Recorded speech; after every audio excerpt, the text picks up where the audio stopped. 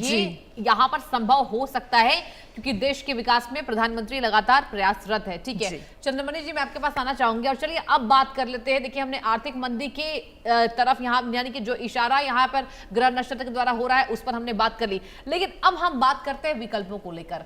तो क्या लगता है चंद्रमणि जी, क्या भारत सरकार तमाम विकल्प तैयार कर पाएगी? ग्रह गोचर क्या बता रहा है भारत के लिहाज से? मैं चाहूंगी अपनी काउंटिंग्स को आप बताइए कि हमारे देश के लिहाज से ये कितना ज्यादा सुरक्षित माना जा रहा है आने वाले समय को लेकर। देखिए, कुंडली पे ये ज्योतिष के अनुसार दो प्रकार से गणना होती है। एक तो गोचर में दशा कैसे चल रही है, गोचर में अर्थात वर्तमान में कैसी स्थिति ग्रहों की है। ठीक है। दूसरा, जैसे भारत के लिहाज से आपने पूछा तो भारत की कुंडली में क्या स्थिति चल रही है।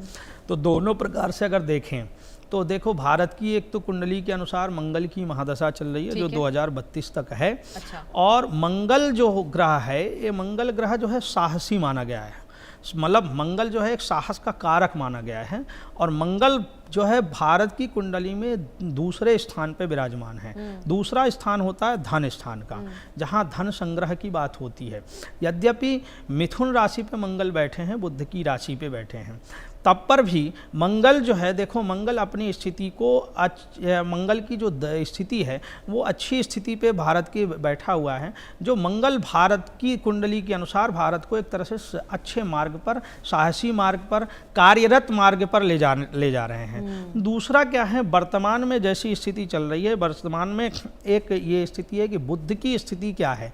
बुध जो है, अब बुध भारत की कुंडली में धन स्थान का मालिक है और बुध इस समय कहाँ पे हैं? इस समय कर्क राशि में बुध हैं।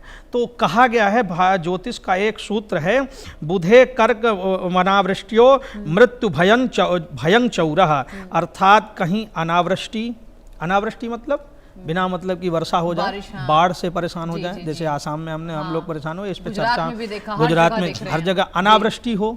चौर भयम मतलब जो है, जो ऐसे उत्पाती लोग जो हैं जिनकी वजह से जो भारत की छवि को धूमिल कर रहे हैं, तो भारत में रहे हैं, खा भारत को रहे हैं, हाँ। लेकिन भारत की ही सुरक्षा में सेंध लगा रहे हैं। तो ऐसे लोगों से भी भय भारत को इस समय वर्तमान स्थिति में बना रहेगा। तो ये अनावृष्टि, अब अच्छा अनावृष्टि होगी, बाढ़ होगी, परेशानी आएगी, तो फिर जो है स्थिति ऐसी होगी जो महंगाई, मंदी, ये सब चीज़ें चलती रहेंगी। तो ये क्या है, वर्तमान में ऐसी जो ये संवत्सर चल रहा है, इससे पूरे संवत्सर में ऐसी स्थिति उथल पुथल मची ही रहेगी। कहीं भूकंप की स्थिति बनेगी, कहीं जो है अग्निकांड होंगे, कहीं कोई देश ऐसा देश होगा जो छोटे देशों को दबाने में लगा होगा। ऐसी स्थिति चली रही है। तो ये वर्तमान में, देखिए बीच में टोक रही हूँ आपको, एक मेरा सवाल आपसे है। आपने बिल्कुल ठीक फरमाया। देखिए, भूकंप की घटनाएं वाकई बहुत ज्यादा घटित हो रही है। बिल्कुल। इंडोनेशिया में दोबारा भूकंप आया, तीव्रता आपने देखी, जो हमने अभी हेडलाइन पढ़ी थी 7.7 की रही। पहाड़ी क्षेत्रों की ओर चलते हैं, पहाड़ी क्षेत्रों में बेइंतहा बारिश हो रही है। आपने कहा अनावृष्टि, और वो संभावित होती नजर आ रही है। और सैवी जी, देखिए आप भी देख रहे होंगे जिस तरीके से प्राकृतिक घटनाएं बढ़ती जा रही है। तो चंद्रमणि जी, आपसे मेरा सवाल होगा दूसरा, उसके बाद मैं आऊंगी आपके पास सैवी जी। अगर ऐसी स्थितियों को हम देखें तो क्या ये ग्रहों की चाल करा रही है? कब तक ये संभावित होगा? क्या इससे निजात मिलेगी आम जनता को? आपके कार्यक्रम के माध्यम से मैंने करीबन अभी 1 महीने पहले ये बात कही थी। हाँ। कि भूकंप की स्थिति बनी रहेगी और बाढ़ की संभावनाएं रहेंगी, क्योंकि स्थिति ऐसी ग्रहों की बन रही है। जो स्थितियां जो है खराब हैं, आगे आने वाली स्थिति, क्योंकि एक श्लोक और है, एक सूत्र है ज्योतिष का है, अतिचारी गते जीवे शनौ वक्रत्व भागते हाहा भूतम जगत सर्वम रुंड मंडाच मेदनी। अर्थात अतिचारी बृहस्पति जब अपनी गति से आगे भागने लग जाएं, अतिचारी उसे कहते हैं। और शनि वक्रत्व जायते, शनि वक्री होकर के चलने लग जाए, तो ये स्थिति क्या होती? हाहा भूतम जगत सर्वम रुंड मुंडा च मेदनी। और यहाँ पे ये क्या होगा कि कहीं भूकंप की स्थिति आएगी। दूसरी बात, जो एक ही मास में दो जो है ग्रहण की स्थिति बन रही है, ये भी देखो ग्रहों की स्थिति ऐसी बन रही है सौरमंडल पे कि एक ही मास में दो ग्रहण पड़ रहे हैं, ये भी हानिकारक है। हाँ। तो ये इसके लिए भी मैंने पूर्व में कहा था कि एक मास में जब दो ग्रहण पड़ते हैं तो कहीं भूकंप की स्थिति, कहीं अग्निकांड, कहीं अनावृष्टि होती ही है। तो ये स्थिति दो ग्रहों की स्थिति बन रही है, जो 2 ग्रहण बन रहे हैं उनकी वजह से भी ऐसा हो रहा है। तो सौरमंडल में जैसे ग्रहों की चाल बदल रही है, उस हिसाब से हमारे यहाँ इस पृथ्वी पर ऐसी स्थितियाँ बन रही हैं। ठीक है Savvy ji, I will come to you. Savvy ji देखिए, आपको याद होगा जब मकर संक्रांति के अवसर पर हमने एक खास कार्यक्रम किया था,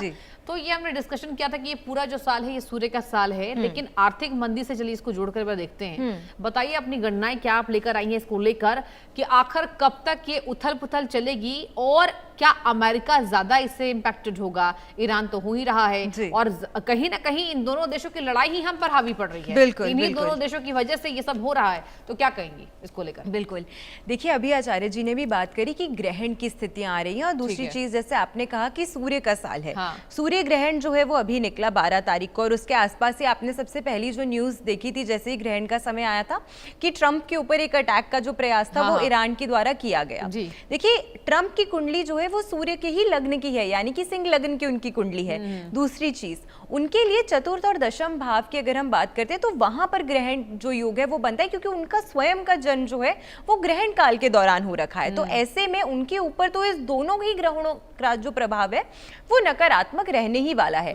12 तारीख को अभी सूर्य ग्रहण निकला, 28 तारीख को अभी चंद्र ग्रहण आ रहा है। तीसरी इंपॉर्टेंट चीज ये हो जाती है कि जो सूर्य ग्रहण निकला है ये कर्क राशि में निकला है। काल पुरुष की कुंडली में कर्क राशि का जो भाव माना गया है इसको सुख और सुविधा से जोड़ा जाता है, ये कंफर्ट और लग्जरी का भाव माना गया है। साथ के साथ अगर हम आने वाले ग्रहण की बात करते हैं जो कि 28 तारीख को घटित होगा, चंद्र ग्रहण, चंद्रमा इकोनॉमी और फाइनेंस का कारक ग्रह माना गया है क्योंकि जो आपका पैसा है, पैसे की मूवमेंट इकोनॉमी में जो उठापटक या बढ़त होती है उससे चंद्रमा से ही कैलकुलेट किया जाता है। तो ऐसे में जब चंद्रमा को ही ग्रहण लग रहा है, वो भी शतभिषा नक्षत्र में लग रहा है, कुंभ राशि में लग रहा है और कुंभ की अगर हम बात करते हैं तो 11th हाउस की राशि है ये। 11th हाउस अगेन हमारी कुंडली का वो भाव माना गया है जो कि हमारे संचित धन का भाव माना गया है। सेकंड हाउस जो है वो हमारे अपने कार्य से, हम अपने जो मेहनत से पैसा कमाते हैं वो है, लेकिन हमारा संचित धन जो है या जिस पैसे को हम इकट्ठा करते हैं वो 11वें भाव से देखा जाता है। तो यहाँ पे दो चीजें क्लियर हो गई कि ये सूर्य ग्रहण और चंद्र ग्रहण जो घटित हो रहा है वो फाइनेंशियल एंड इकोनॉमी सेक्टर को बहुत ज्यादा इंपैक्ट कर रहा है। अगर हम अभी अमेरिका की बात करते हैं, अगर हम ट्रंप की कुंडली की बात करते हैं तो यहाँ पर देखिए इस ग्रहण से वो इंपैक्ट हो रहे हैं, भले ही वहां ग्रहण दिखे या ना दिखे। कितने समय पे ग्रहण दिख रहा है, कितनी देर तक के लिए ग्रहण दिख रहा है, ये एक अलग कॉन्सेप्ट ऑफ एस्ट्रोलॉजी होता है जो ये दिखाता है कि अगर ग्रहण घटित हो रहा है और ग्रहण पहले के 4 घंटे में, सेकेंड हाफ के 4 घंटे में या लास्ट हाफ के 4 घंटे में दिख रहा है, तो उसी प्रकार से हम क्वार्टरली जो एक पूरा ईयर होता है उसे बांट लेते हैं कि पहले 3 वर्ष ग्रहण घटित होने के कहां प्रभाव दिखेगा, मिड में कहां दिख सकता है और लास्ट के क्वार्टर में जो प्रभाव है वो सूर्य ग्रहण का रहता है। सिमिलरली चंद्र ग्रहण का प्रभाव, क्योंकि चंद्रमा 30 दिन का ही साइकिल कंप्लीट करता है कुंडली में, तो ऐसे में पहले 10 दिन, बीच के 10 दिन और लास्ट के 10 दिन ग्रहण घटित होने के बाद का जो समय होता है उसके बीच में इसका जो इम्पैक्ट है वो देखने को मिलता है। अब अमेरिका के लिए अगर हम खास करके बात करते हैं, वहां पर इस ग्रहण का प्रभाव बहुत है। यूरोप के सेक्टर, यूरोप के जो देश हैं वहां पर इसका प्रभाव बहुत है और middle eastern countries, Iran, Israel, मैंने आपको लास्ट ईयर ही एंड में बोला था कि जब ग्रहण की स्थितियां आएंगी या जैसे जैसे और कंट्रीज इस वॉर में इवॉल्व होती रहेंगी, यही इस्लामिक कंट्रीज है, यही कंट्रीज जो एक दूसरे के मित्र दोस्त हैं, वो एक दूसरे के अगेंस्ट टर्न होती हुई आपको दिखेंगी। जो हमने देखा भी है, जो दुबई में हुआ, जो सऊदी में हुआ, जो ईरान इजराइल में हो रहा है, ये सभी जो ग्रह गोचर की चाल है वो इसी प्रकार के जो अंदेशे हैं वो दे रही है। अगर हम अमेरिका की बात करते हैं तो अमेरिका के 4th हाउस में चंद्र ग्रहण जो है वो घटित हो रहा है। 4th हाउस सत्ता का भाव है, वहां पर ग्रहण का लगना, और वो भी चंद्र ग्रहण। चंद्रमा मन का कारक है, चंद्रमा मनसो जायते, यानी कि आपके मन को काबू में रखने वाला या उसको नियंत्रित करने वाला जो ग्रहण है, जब वो ग्रह है वो ग्रहण की स्थिति में आता है तो ना चाहते हुए भी व्यक्ति ऐसे निर्णय लेता है जो आपके लिए बहुत ज्यादा सही या बहुत इम्पैक्टफुल ना हो, जो कि हम बहुत समय से अमेरिका और उनके जो रिप्रेजेंटेटिव है उनके निर्णय हम देख ही रहे हैं। सेकेंडली ट्रंप अभी अपनी खुद की दशाओं में, क्योंकि केतु की दशा से प्रभावित हो रहे हैं कहीं ना कहीं, तो उनकी खुद की हेल्थ पर, उनके खुद की जो हम कह सकते हैं केतु, क्योंकि ऐसा ग्रह है जो शत्रुओं को भी कहीं ना कहीं इम्पैक्ट करता है या शत्रुओं का भी ग्रह माना गया, क्योंकि ये एक हिडन ग्रह है, ये एक मौन ग्रह माना गया है। तो ट्रम्प को अच्छा, भी यही बहुत वजह है कि ज्यादा एनिमीज एक्टिव हो रहे हैं। एग्जैक्टली उनके Okay. एनिमीज एक्टिव होने का ये पीरियड जो है वो बहुत केयरफुल रहने का है उनके लिए। मार्च 2027 तक ट्रम्प को बहुत बहुत केयरफुल रहना है। मैंने शुरू में ही कहा था नवंबर में जो भी मिड टर्म इलेक्शंस होंगे वहां पे बहुत बड़े उठापटक जो है वो अमेरिका में आपको देखने को मिल सकता है।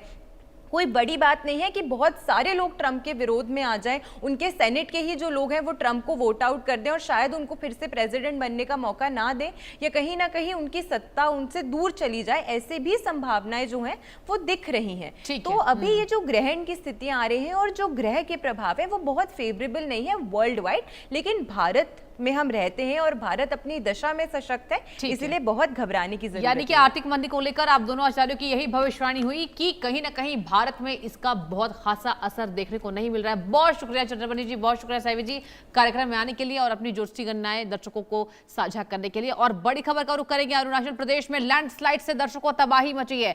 मलबे में दबने से 4 मजदूरों की मौत की खबर